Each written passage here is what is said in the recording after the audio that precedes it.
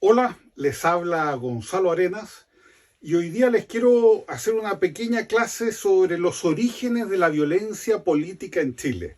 Más todavía cuando este año se van a cumplir 50 años desde el golpe de Estado del 11 de septiembre de 1973 y por lo tanto es importante saber cómo se llegó a esa fecha y por qué se llegó a esa fecha. Y esta charla la hemos titulado Los orígenes de la violencia política, que en Chile tiene una fecha muy concreta, entre 1967 y 1970, y que surge cuando la mayoría de la izquierda se transforma y se declara oficialmente marxista-leninista, apoyando la vía armada. Esta fue la historia. Hasta 1956, 1958 también, entre ambas fechas, el Partido Socialista y el Partido Comunista formaban una alianza política llamada el FRAP, que llevó en 1958 a Salvador Allende como candidato presidencial. Hasta esta época, tanto el Partido Socialista como el Partido Comunista estaban dentro de la democracia, validaban los mecanismos democráticos y participaban en todas las elecciones y en todo el sistema sin mayores problemas. Sin embargo, en Chile se produjo, bueno, y en toda Latinoamérica, una verdadera revolución de influencia en 1959 con la Revolución Cubana, el Che Guevara, Fidel Castro, etc.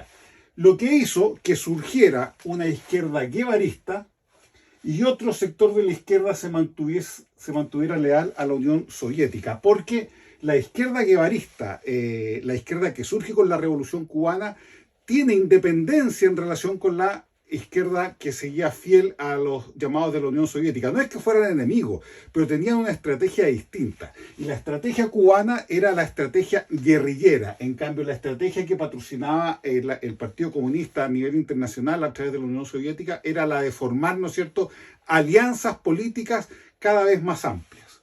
Por lo tanto, en Chile, esta revolución cubana tuvo una influencia grande con el guevarismo y que dio origen a tres tendencias muy marcadas en la izquierda que fueron las que originaron la violencia política en el país.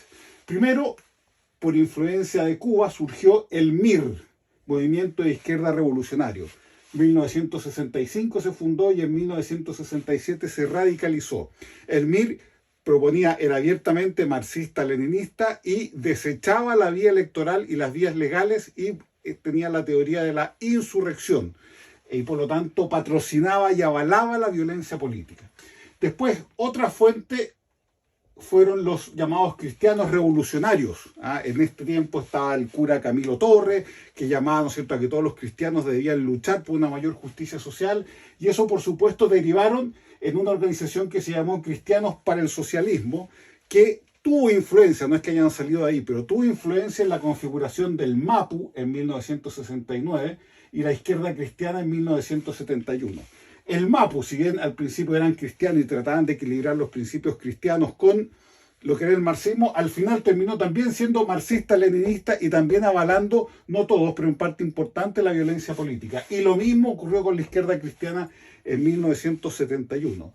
Y la última influencia que tuvo la Revolución Cubana se dio en el Partido Socialista, que después de la derrota de Allende en 1964 como que se desilusionó de la competencia electoral. Y en distintos congresos, Linares, Chillán y por último en La Serena, en años 65, 67, 71, también se hicieron oficialmente marxistas-leninistas y apoyaron la vía armada. Por lo tanto, tenemos que en Chile, la gran mayoría de la izquierda durante 1967 y 1970 se autoproclamó marxista-leninista y apoyó la violencia armada como método de acción política. Efectivamente, el Partido Comunista no lo hizo, aunque sí él siempre se ha declarado marxista-leninista, pero no patrocinaba abiertamente la violencia. Pero era por un tema táctico, no es porque creyera realmente en la democracia. Un solo ejemplo, en el año 1968 se produjo la primavera de Praga. Los tanques soviéticos invadieron Checoslovaquia cuando se intentaron hacer reformas democráticas y el Partido Comunista Chileno apoyó la primavera de Praga.